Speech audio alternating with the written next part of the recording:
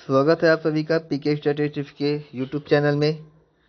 आज बात करेंगे एक द इंगेजिंग द प्रोफेशनल और consultant ministry of statistics programme implementation जो है, तो वो कंसल्टेंट और प्रोफेशनल की रिक्रूटमेंट जारी की है, जिसकी डेडलाइन जो है यानी लास्ट डेट जो है वो 12 जुलाई रखी गई है। ठीक, ये क्यूआर दिया गया है, इस क्यूआर में स्कैन करके मैं प्रोवाइड करा दूंगा आपको टेलीग्राम चैनल में अपने, और इसे कमेंट बॉक्स में भी पिन करा दूंगा। यहाँ पे जाकर फॉर्म भर सकते हैं, अप्लाई कर सकते हैं। अप्लाई की लास्ट डेट 12 जुलाई रखी गई है। Existing the opportunity for the mind in the join of the MoSPI. ठीक है ना, धीरे धीरे बात करते हैं।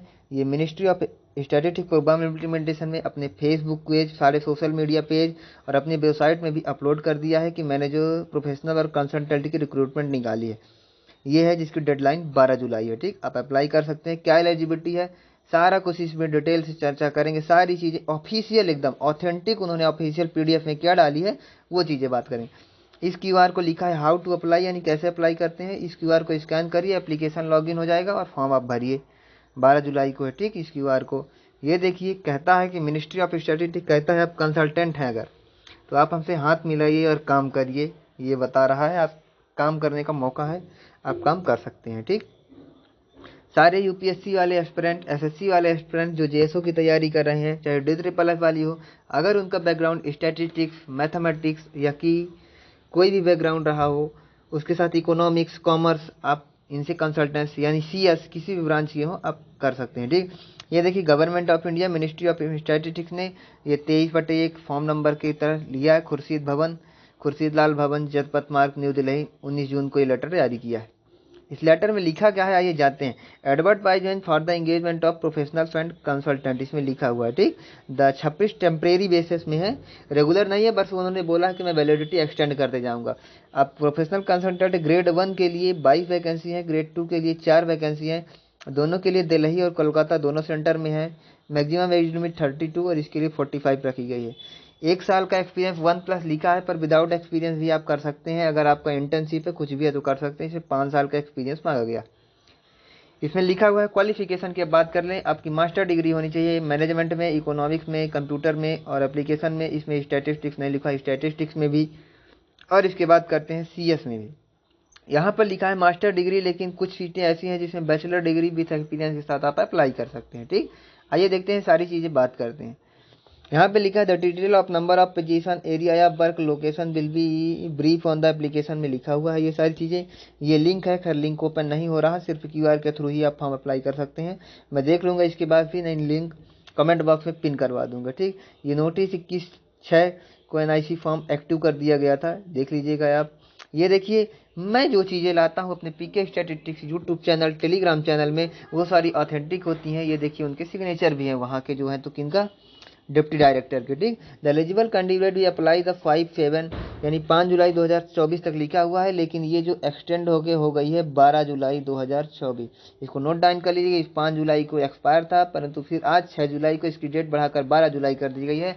आप फिर से अप्लाई कर सकते हैं। ठीक, जो लोग एक बार कर चुके हैं वो अप्लाई ना करें। अब देखिए, पॉलिसी इम्प्लीमेंटेशन और मॉनिटरिंग क्या है। मिनिस्ट्री ऑफ स्टैटिस्टिक्स कई डिवीजन में काम करती है, जिसमें एक पीआईएमडी पॉलिसी इम्प्लीमेंट मॉनिटरिंग डिवीजन है, जिसमें प्रोफेशनल कंसल्टेंट ग्रेड 1 के लिए 2 प्रोफेशनल की वैकेंसी निकाली गई।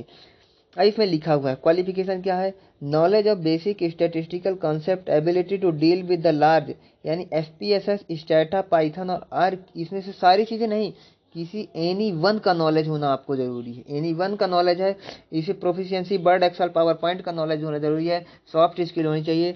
स्टैटिस्टिकल कॉन्सेप्ट, तो अगर आपने बैचलर डिग्री भी किया है तो आपको स्टैटिस्टिकल कॉन्सेप्ट है, और थोड़ी बहुत इंटर्नशिप वगैरह आपने अच्छे कॉलेज से पढ़ा है तो एसपीएसएस, स्टैटा वगैरह पढ़ाया जाता है, तो अगर आपको नॉलेज हो तो अप्लाई कर सकते हैं। फिर लिखा है proficiency of MS Office, Word, Excel, PowerPoint. सारे बच्चों को आता है, नहीं भी आता तो थोड़ा बहुत सीख लीजिएगा। तब तक आपको कम्युनिकेशन स्किल, बोलने का तरीका आना चाहिए, रिटन और ओरल सारी चीज़ों में। ठीक, थोड़ा बोलने का तरीका अच्छा होना चाहिए।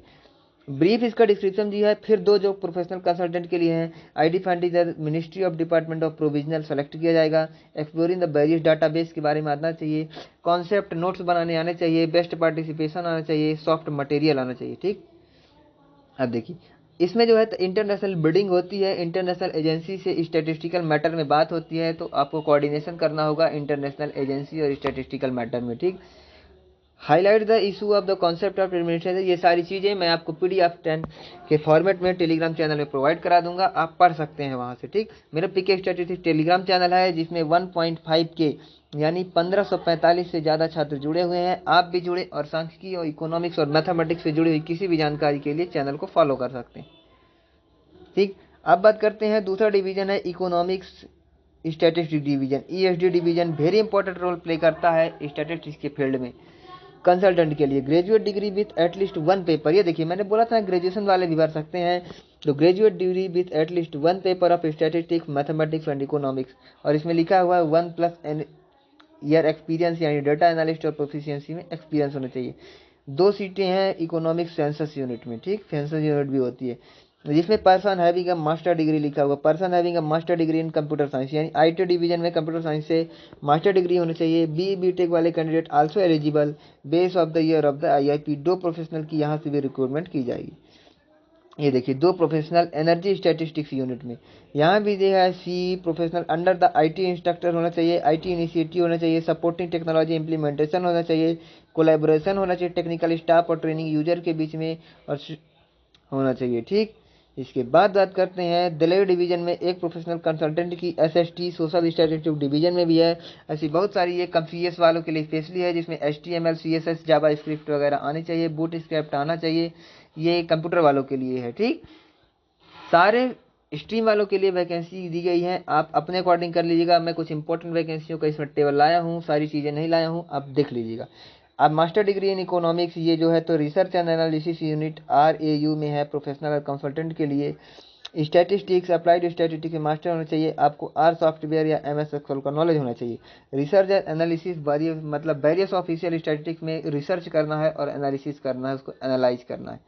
ये QR कोड है, फिर आप इसको स्कैन करके फॉर्म अप्लाई कर सकते हैं, लॉगिन कर सकते हैं। अब कुछ इंपॉर्टेंट बातों में आके फिर से ये नोटिफिकेशन जारी किया, खुर्शीद लाल भवन जनपद न्यू दिल्ली, एनेक्जर 1 में था, ये एनेक्जर 2 में है। अब इसमें मिनिस्ट्री का पूरा बैकग्राउंड दिया होगा, तो आप तो जानते होंगे, आप स्टैटिस्टिक्स के यूजर हैं, तो आपको मॉस्फी के बारे में बताने की ज़रूरत नहीं है, और अगर बताने की ज़रूरत पड़ रही है तो फिर आप इस फॉर्म को मत अप्लाई करिएगा, आप पढ़ लीजिएगा, ठीक है ना। मॉस्फी के बारे में आपको अच्छा नॉलेज होना चाहिए। और एलिजिबिलिटी करते हैं एसेंशियल क्वालिफिकेशन। क्वालिफिकेशन कहती है कि आपको जो है तो मास्टर डिग्री होना चाहिए किसी भी डिसिप्लिन में, जिसमें से देखिए अब उसमें आपको बता दें किस किस सब्जेक्ट में अगर मास्टर डिग्री है तो आप अप्लाई कर सकते हैं। स्टैटिस्टिक्स, फिर इकोनॉमिक्स, फिर mathematics, management, social work, sociology, environment, फिर बात करते हैं ये देखिए environment, agriculture, marketing, finance, mass communication, मतलब इनमें से किसी के आप पोस्ट ग्रेजुएशन है तो आप अप्लाई करिए। डिजायरेबल क्वालिफिकेशन में MPhil और PhD है तो आपको डिजायरेबल किया जाएगा, एक्सपीरियंस में काउंट नहीं किया जाएगा जब तक आप PhD कंप्लीट नहीं करते हैं।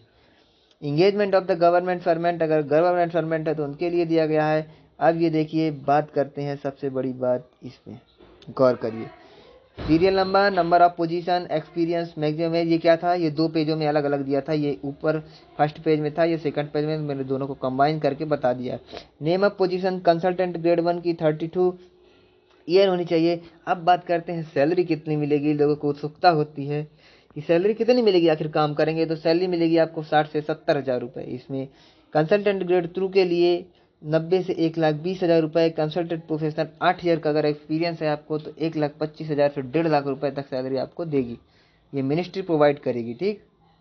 आप जो ग्रेडिंग दी गई उसमें जो डिप्टी डायरेक्टर जनरल लेवल का आपका एक इक्विवेलेंट ऑफिसर होगा जो कि चेयरमैन होगा, डायरेक्टर लेवल का जो होगा वो मेंबर होगा, और डिप्टी डायरेक्टर लेवल का और असिस्टेंट डायरेक्टर लेवल का एक मेंबर होगा जो कि आपकी स्क्रूटनी की ग्रेडिंग करेगा। इसके बाद करते हैं डायरेक्टर जनरल, ये भी होगा जो कि आपको कैंडिडेट का सिलेक्शन प्रोसीजर करेंगे। उसमें भी एक चैम्बर और 3 मेंबर होंगे, ठीक, एक चेयरमैन और 3 मेंबर होंगे जो कि अप्रूव करेंगे आपके इंटरव्यू के लिए, ठीक।